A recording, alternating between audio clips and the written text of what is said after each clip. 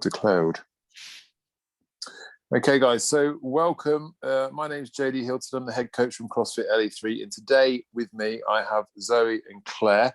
Zoë and Claire are not only part of my social media team here at CrossFit LE3, but they're very much involved in obstacle course races. So I'm just having this little interview to chat to them about it and to learn more about it. So I'll start with you, Zoë. Tell me a bit about yourself, Zoë, first. Actually, both of you tell me a bit about yourself, first of all, your backgrounds, what you've done before you started doing obstacle course races. Do you want to go first? Yeah, go for it. Oh, no, go on then. Okay. Thanks, Zoë. So hi, Claire. So I've probably been training with CrossFit LE3 for 4 or 5 years now, I think. Have had a previous background in CrossFit, very, very slight at another box, but found CrossFit after I stopped playing competitive roller derby with the Leicestershire Dolly Rocket Rollers. Fantastic sport, but I was just injured all the time. So it was easier for me to unfortunately have to bow out of that. And I'm quite a competitive person by nature. So for me, CrossFit was a really good kind of fit because you get that competitive edge along with the community spirit of everybody helping each other. So I did my first obstacle course race probably about 6 years ago. I volunteered. I'd heard somebody talking about obstacle course races and specifically Spartan, and volunteered and got a free voucher to run in the same day. And I just remember it being absolutely dripping wet through. It had rained all day as we were volunteering on these Atlas stones on this huge hill. So the amount of times we went back up and down with these huge Atlas stones up this hill. And I ran my first ever Spartan. It was great. I came last. There was me and another girl crossing that finish line last. But it was the greatest thing I've ever done. And I don't think there's, other than last year, there hasn't been a year where I haven't done some sort of obstacle course race. So yeah, that's kind of where my passion for obstacle courses came from. Cool. Brilliant. What about you, Zoë? Yeah, so I joined CrossFit October 2017 now. It's a long time ago. And I remember being greeted by yourself, JD, dressed as a skeleton and thinking, Are you sure? Hold on a second. Are you sure I was dressed as a skeleton and I just wasn't really skinny? Because I've gone through many transitions in my life. Definitely a skeleton, all white face, like shaved head, all the rest of it. And so that was joined CrossFit with the no previous experience of weightlifting or any sort of gymnastics apart from when I was a little child. I was joined to try and make myself a bit fitter for hockey. So I play mixed and ladies hockey. And I got into OCR through Claire. It's Claire's fault. For anyone that knows me, they know I hate running. And I remember sitting at fundamentals and Claire featured on my second class fundamentals and was talking about Spartan and how amazing it was. And it sounds cheesy, but was quite inspired by that. And the next thing you know, I've signed up to Wolf Run, which was a 10K. So there's 2 things there. I have never done an OCR before and I hate running, and now it's 10K. So yeah, I think that first one was it June 20? I think it was June 2018. And it was myself and the lads, Ellie 6'3" as we called ourselves from the box. And yeah, it was amazing. It didn't matter that it wasn't going to be the fastest one round or the best one to vault over the wall or anything like that. It was just the sense of achievement once you finished it all and got over the line. And I think then I went on to do the Spartans with Claire, and we've been running the Spartans together ever since. So, and we were booked on for our double trifecta last year, which would have been 6 races, but obviously with everything that happened, that didn't happen. So yeah. Cool. No, that's wicked. So first thing I've got to ask is, what for you guys, what kind of defines an obstacle course race? Because obviously there are cross country events and running events that people do, like previous to CrossFit I would do like a half marathon or a 10k, and some of those would have, this was back in the day, what was it called? There was one that was called, I want to say it was called Farmageddon now, but it was called Farmyard Frolics back in the day. And that technically wasn't really known as an OCR. It was more of a fun sort of fun 10k. So what would you say defines an OCR as opposed to a race that has mud in it or whatever? Medals. Medals, t-shirts and headbands, huh? Yeah, I think that probably depends. I did a couple of years back, I did at least 12 obstacle course races in a year because I was raising money for charity. And the first one I did after doing the Spartan was very much that. It was a mud run with the odd kind of horse jump thrown in that you had to kind of jump across. Whereas I think the obstacle course races now, Zoe, correct me if I'm wrong, there's a lot more of strategic and tactical play that is kind of needed, and a lot of techniques. So you see kind of like the elite athletes go around in the morning, and their technique for some of the obstacles out there is ridiculous. And these people have set up kind of rigs in their back garden so they can kind of practice this day in, day out, so that they can become the elite athlete. And I think it's just, there's one thing kind of crawling through mud and jumping over the old style, but when you are doing things like rope climbs or spear throw, I think they're very different to just kind of, there's a bit more technique required. Would you agree, Zoe? Yeah, I don't think you can just train for run. It's not a run with mud. It's you have to train for specific. There's a lot of overhead stuff, upper body strength that you'd need to do it. Whereas if you were doing like a standard cross country, I don't think you wouldn't necessarily need that.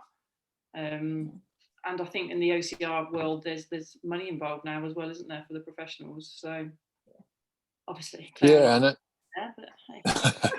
no, yeah, and I guess that was going to be moving on, because I'm going to go back again, just because for anyone who's not familiar, and there's going to be people who are listening to this who probably don't know what we're talking about, but in terms of distances, I imagine that, I know that they've got really popular, but you're talking any distance from anything from 5k to maybe a full marathon. The definition of an obstacle course race, what would it be? Would it be a run that involves a range of different obstacles and challenges? That's the kind of thing that we're looking at, isn't it? Because I remember back in the day, what was the other one? Tough Mudder. I don't know about you guys, but it used to feel like, I remember doing Tough Mudder, and it felt a bit like, I don't want to say elitist, but it felt like, I know that I'm fit and strong enough to get through this with my friends. However, over the last couple of years, not counting last year, I noticed that there was some smaller ones around which were nice to get you kind of toes wet. If you weren't 100% sure about doing a Tough Mudder, you weren't sure if you could cover the distance, or some of the obstacles might be too much for you. Are there some smaller ones that you can do to get you to? What would be your advice for someone who's never done one before but wants to get into one? What would you say? Where would they start? And probably Wolf. Yeah, I think Wolf Run. Yeah, definitely, because it's not, the thing is, I've not done a Tough Mudder. I'm doing my first Tough Mudder this year. Is it middle of August, isn't it? Yeah, it's the weekend before our wedding, so I can't get too bruised. So that's my first Tough Mudder, and we're volunteering. I'm volunteering on the Saturday, hopefully running on the Sunday. But I think Spartan is, I always think that Spartan is quite technical, and that the obstacles are difficult. There aren't any easy obstacles per se. They all require some sort of technical ability. Whereas Wolf Run, and if you don't complete them, there's a penalty for not doing them, which is the form of burpees, another one of my favourites. Wolf Run doesn't have that. It's just go round. If you don't want to do an obstacle, you just walk around it. That's it. There's no penalty. And I don't think, there's one or two obstacles at Wolf Run that I'm not a massive fan of, but I think it's less technical than Wolf is. So it's less technical than Spartan, sorry. Yeah. Because I guess that's, in a way, because I am aware, obviously, that people do it in an elite fashion, but I'm just thinking for people who are thinking, oh, I'd fancy getting a few people together to get round one. And I did actually do the Wolf Run with a few friends that had never done anything like that before, and it was real fun. Like you said, it felt like you could take it as serious or as jokingly as you wanted. So things like Wolf Run are good to get started on. Just to what training would you recommend people do beforehand? Like, obviously CrossFit, I imagine, would help because we're varied so much, but would you say there's anything in particular that people should do in preparation for it? I'll let you answer that one. I would say to just I would say running. You have to be able to do some running. You can walk them, you can Jeff them, which is a mix of walking and running. You can get around it whatever way you want. There isn't a stipulation that you have to run, but it makes it a bit quicker if you don't want to go for an all-day experience. So do some running, but basically just try and work on your whole body, because obviously in CrossFit we do a lot of upper body with the lifting anyway, but it's also carrying awkward shaped things like buckets, I've got relatively short arms. I love that bit. Carrying a bucket, Mrs. Lanky Arms over here, is fine, but I'm having to do some weird grip with my hands and keep changing it because my arms are so short. So carrying awkward things across distance. We've had farmers carry with two massive logs that twonk you in the back of the knees as you're trying to walk. You've got buckets, you've got Atlas stones. So there's a lot of different things you can do, but prepare your whole body. You're going to come out feeling like you've been in a car crash. So just prepare your I look like one. I look like it too. Yeah. I think grip strength is another big. It's huge because they've got rings, they've got monkey bars. What else have they got? They've got some new ones this year as well, which I've been getting emails about. They had this at Windsor when we went a couple of years ago. They had this weird overhead zip-liney thing that you had to make yourself go along. I can't remember what that was called. So grip, a lot of upper body stuff. But and I guess that's the beauty of it, because I think back to when I did. I think there was one where you had to swing and hit this bell. I can't remember what that was. Yeah. But I kind of relish those sort of challenges. So when not knowing what was going to come up, I mean, I can't even remember. I've done quite a few, but I remember just being quite excited. When you got to climb over something, we've got to do this and that. There's something team building and nice about when you approach an obstacle together as a team, and also helping each other up and around. I think it's quite a nice sort of thing. And the other thing I would say, other than the medal that you were mentioning, Zoe, as a reward, when you do team events like this, and you guys will be able to say this more than me, I know that if I've gone and done a half marathon before, or even a 10K with friends, there's a sense of fulfillment at the end of the day. But I would say it's almost quite flat. Like it's almost like, okay, you've done that, and then it's like. But when I've done things like Tough Mudder, and you've had such a laugh, and I think it was Wolf Run, we got stuck in the mud and stuff like that, and we were dragging each other through the mud, and it's like there is a real kind of buzz you get afterwards. It's like you've been through it, and like you said, Claire, it's like you get ready to prepare your body for being beaten up. There's a nice feeling. I always feel when you go through something like that, when you go back to work on the Monday, you almost feel like a special human, like, because you think, I've been through a lot, and I think you enjoy it more because there's that team camaraderie. Mm-hmm. Would you say that's fair to say? Oh, definitely. Yeah, absolutely. If it wasn't for the sense of camaraderie, and that's not just with with the people that we're running with. So when I went with Tom and Claire, we were team Tom, Claire, Zoe. But then you've got everyone else that's running with you. So you've got the volunteers at the events who are helping you out. You've got the people who are coming up behind you. And it is a community, like CrossFit is a community. The OCR people is a community. We met a lady, what was her name? In Kent. Mum, Lip, yeah. We call her Mum. Oh, And because she was running on her own, because her son had run earlier, I think, and finished. And we still see her now out and about when we go, sort of like friends on social media, and you see what everybody's getting up to. So it is quite a close-knit community, but there is this massive sense of camaraderie when you get around and when you do it. It's, you can't really, if you could bottle that, and sell it, you'd be very rich. No, that sounds really cool. It is really good. I mean, I've ran a couple when I started on my own. I was a solo runner. And in the OCR community, there's teams, there's like Solo Mudders UK, there's the UK Mud Queens, and these are all groups that you can join.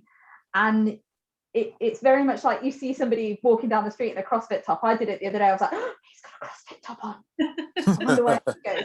You almost have that. It's kind of like you can put on social media the day before, oh, I'm going to this event, any mudder's going to be there, and you wear your kind of tops that show you're affiliated with that group, and it's like a band of locusts. Everybody just comes together, and I mean, the sense of community and camaraderie is huge.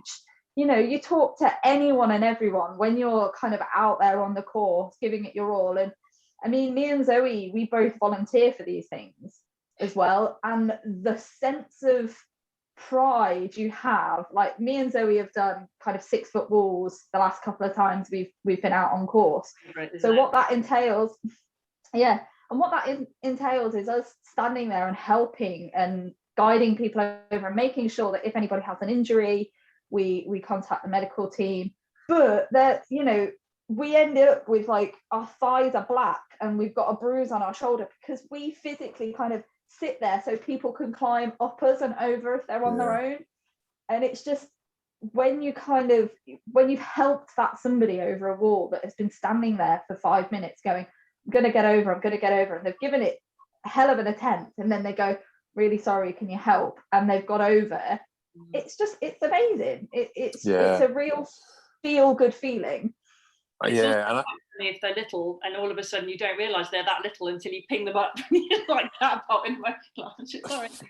Fly them over a wall. Oh, yeah. No, and I think I had a really similar experience. I was on a reality TV show that was about obstacles, and the thing I always took from it was it's like everyone else versus the course. So it's like, it's not, if you do something more competitive where you feel you're competing against other people, you're looking at your opponents and you're kind of going, I want to beat them. Whereas my experience was, you'd see someone struggling and you want to help them. And everyone has that ethos. You might get the odd person that will run off and do their own thing, but generally speaking, you get over, people are there to say well done or encourage you, and that's what I think is amazing. Like you say, so taking part as a marshal, I mean, every marshal I've met has always been really encouraging and really nice. I like, even just talking to you guys, I'm starting to feel excited about wanting to book on and do one with you guys, because it's even better if you're going with your friends or people you're close to. What would you say? Would you change anything about your training? So let's say you guys were planning to do one in 8 weeks' time. Would you guys go out to the park and practice some rope climbing or different things, or do you just carry on with your normal training? How do you approach it? Probably the wrong way, which is wing it. Wow. The only thing I will do is if we're going to do a long distance, kind of like a half marathon distance, I'll up my carbs because, well, why not? I've got an excuse for it. We have a McDonald's breakfast on the way usually. Yeah. We are such warriors. Do you eat on the way round? Do you take energy gels and stuff like that, or not? Or does it depend on how big it is? Depends on how big and what event it is. So quite a lot of the events we do, you kind of provided with water as you go round. So at strategic points, there'll be water points. And then if it's a long race, halfway round, you'll get to a stop and there'll be like an electrolyte drink or something to kind of give you that. The elite athletes will gel as they go round. And generally leave their wrappers here, there and everywhere. And you know, it's one of those things that I think it is real big personal preference. Wasn't there a race we did and they gave you a banana at the half point? Oh, I don't know. I know Windsor, I took a very fetching bum bag round with me, which was full of Haribo style. Yeah. Claire, do you have like do you have a problem with bananas? Because the way you said that is as if a banana is an insult. You like, they gave you a banana. Do you not like bananas? No, it was really. No, I love bananas. Do you not like really them, Zoe? strange, but I just remember being. Why don't you like bananas? What's I wrong just with remember bananas? being really confused. No. Sorry, go on. Sorry, go on. We're digressing. Sorry, Claire, go on. Yeah, no, and it is complete personal preference to kind of what it is, you know. Also, if you're doing a long run, and you know, if when we do kind of like a half marathon distance, we'll look that we're going to be finishing in 5 to 6 hours. That's a long time. Oh my gosh. To not go to the toilet. So you know, yeah. So there was a race where I unfortunately had to do a wild wee because it was no issue with that at all. No, and I just said to these marshals, I was like, oh, can I just pop up it, and you know, but you've got to be okay with that, because if you're taking 5 to 6 hours to finish a race, there aren't any toilets around, and you are fueling, you know, kind of hydrating as you go. And I'd be concerned if by the time I got to the end I didn't need the toilet, because then I haven't hydrated enough. So it's personal preference, but if you're doing a long one, I generally don't take a bottle because I can't be bothered to carry it around with me. Yeah, I mean, I'm quite liberal with stuff like that. I just wee in my own pants, and I'll probably do it while I'm talking to you. You'd probably see it shoot out my shorts, but I hear what you're saying. It's kind of like you gotta be ready for anything, I guess, with stuff like that. But that's cool. So for the guys that obviously I'm gonna put this onto YouTube and put it for people of interest to do who will be interested in doing obstacle course races. Have you guys got any off the top of your head that would be good for people to sign up to over the next 6 months or anything like that? Yeah, I think so. I mean, we're quite lucky that the stuff that we had booked in last year has been rolled over into this year. So I mean, we're already booked on. Obviously, we're at the mercy of what's happening in the world right now, and when we go ahead. The first one is scheduled for middle of June in Wales, but I don't think either of us are going to do that because it's a Sunday, and that's not ideal. But the one that's coming up and that's relatively local to us is over at Market Harborough. Okay. July, is it 24th? Is it 24th? Yeah, that sounds about right. Isn't it? 24th, okay. 5th. So what's that called, Zoe, that one? That's Spartan. There's a Spartan. So that's the first sort of local Spartan. So that's the 24th and the 25th. On the 24th, it's the middle distance, which is known as the Super.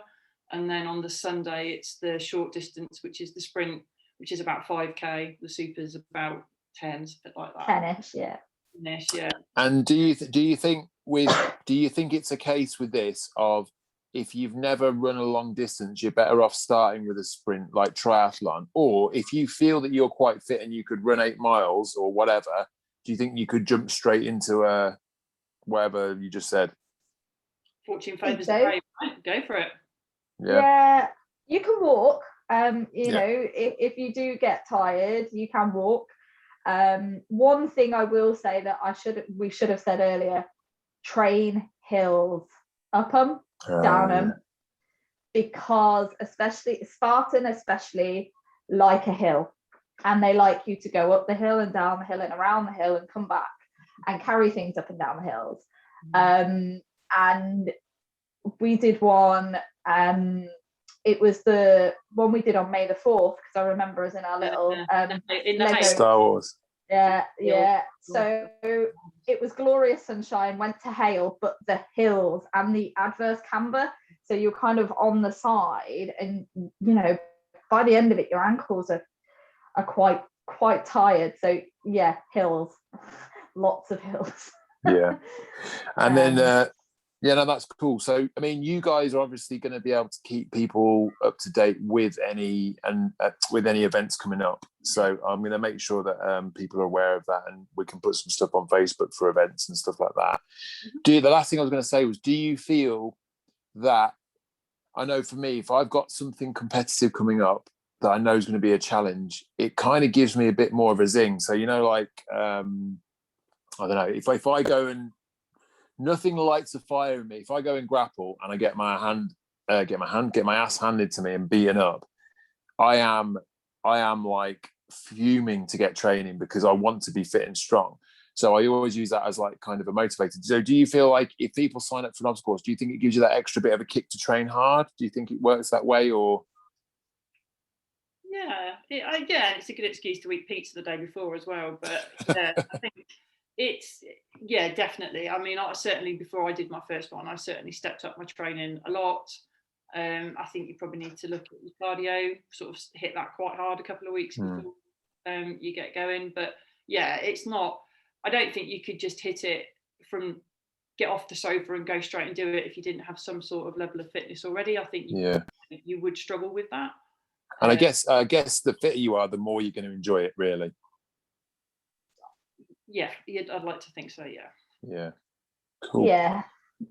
You're not going to be blowing all that hard. But saying that, I think fitness is one of those things where you get to a level as well. So you can think you're relatively fit, go out and do something, and like you say, JD, then you're kind of like, I need to step it up again. I will always try and taper kind of, especially CrossFit, down, because I don't want to go into an obstacle course race with DOMs.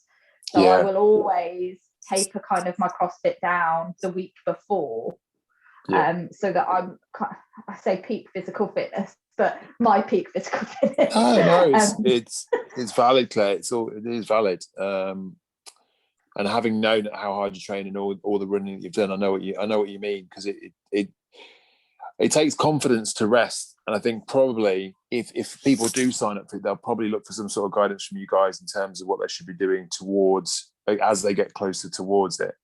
But it's definitely something that I think is a nice goal to have to work towards as well, because people I find that people train better when they've got something to train for. So number one, I'd be excited to know that I'm going to be doing an obstacle course race. Number two, with you guys as well, because you're good fun and you basically push me around. When I did the Tough Mudder one, I discovered that when I get cold, I'm useless. So I remember getting cold and then running away and leaving everyone. And everyone was like, what about everyone else? And I was like, I don't care anymore. And Laura Landon had to take the captain badge from me because I was just useless. So I think in that case, if I'd been fitter and stronger, I think I would have enjoyed it more. But I'm quite excited now about maybe signing up for an event. Do you think the next load of events that are coming up are going to be stacked because there haven't been any on? So do you think it's going to be difficult to get in, or do you think it'll be relatively okay? I think they're going to be busy, but I can't quite work out how they're going to do it, knowing how they've done it in previous years, and how they at the beginning of Spartan, you're basically put in a pen. And how many would you say is in there? Probably 100 odd people. Yeah, 100, 150. Something like that. And you're literally shoulder to shoulder, which is how you want to be. But is it going to be like that in the future? Yeah, and I see the hard thing to think is, I mean, I guess by June, what I'm anticipating is that we're all kind of more or less getting back to some sort of normality. But then the other thing to consider is whether or not, because of what's happened, not a high number, but some of the OCR runners will be put off. So maybe there's a bit more space and wiggle room, because lots of people might be waiting for a bit longer before things get back to normal. But I assume, do you guys feel comfortable about getting back to them? Are you guys feeling happy enough? You get filthy enough anyway. Yeah, there you so go. You're not gonna go around the obstacle course putting your fingers in your mouth, because it's gross.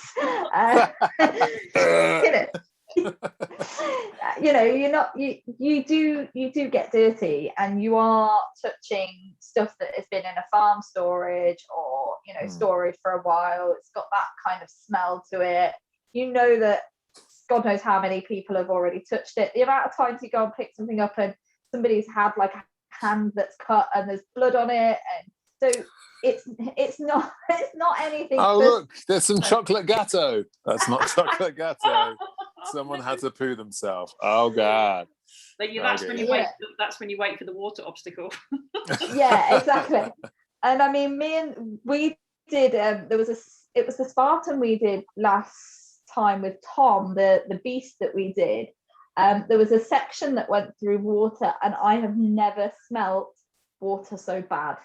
And I am pretty sure it was like a silage pool from the farm. It was disgusting, but people were falling face first in the mud, and it had got that smell to it, and you kind of came out and just wanted to rub yourself on the grass to get rid of the smell. Zoe, was it the wolf run that we did where all I remember was you went through this lake near the end and your foot sank, goose poo, and it was definitely goose poo, like 100%, because the geese were laughing at you. You could see them going, ah, ha, ha. I think that was tough. I think I had to wash my hair 4 times to get the smell of goose poo out of the hair. That was the box. That was it. You had to swing. I'm not sure if you had to hit a bell, but you had to sort of swing, and you sort of fell into 4 foot of what was water. Yeah, I remember that. Yeah. But yeah, and thinking about that, actually, the top tip that we were given that day from Rich Bambrook. So if anyone is thinking about doing an OCR, is get yourself a can of full fat, full sugar Coke, as in Coca-Cola, and then if you have ingested any nasties, Coca-Cola is like a human version of Sillet Bang. Drink that and it will kill anything off. So yeah, I've always been taught that same thing, though, and I always do it if I swallow a lot of water when I'm lake swimming. So I've always got a can of Coke in my bag for that reason. So I think that's a legit thing. So it's a very good point. None of this diet Coke Zero nonsense. Nah. Yeah. No, definitely. Well, that's been all that. If you Sorry. Don Claire. I was just going to say, if you are going to partake in an OCR, make sure you bring clean clothes, and a towel, and a potential first aid kit. These are the things I always get laughed at. I've got my little backpack on with all my stuff in it, but you never know when you're going to need something like a plaster when you finish the race, because if you're running, you're going to get kind of wet feet. If it's dewy, if you're on an early morning wave, you're going to get blisters in your shoes. You could have ripped something on your palm from many of the obstacles, or do what I did on our last run and almost break my arm. So you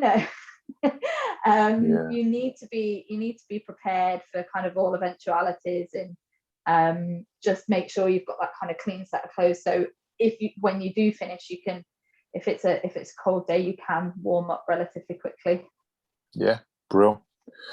Well, that's awesome, guys. So thank you so much for that, because that's just useful, and like I say, I'm quite excited now, and I've really enjoyed the ones I have done. I think before I started lake swimming, I was a massive wimp with the cold. I think I've got better at that now, so I think it's something that I would probably I'd like to think I'd take in my stride better. But it's great to have your guys' input, because you are the pros of the game, the veterans, and I look forward to you guys captaining an LE3 team at some point. That would be amazing. So what I'll do is I'll signpost people towards you guys in terms of if they want to know any more information about OCRs, and then hopefully we'll get a few dates and a few posters up at the box for people to sign up and see if we can get a good team going. Cool. Awesome. Real. All right, guys. Well, thank you for that. Thank you. Any last words? Just be brave. Right size t-shirt at the end as well. The sizing's all over. Yes. So, the right size t-shirt. Okay, cool. Brill. Thanks for that, guys.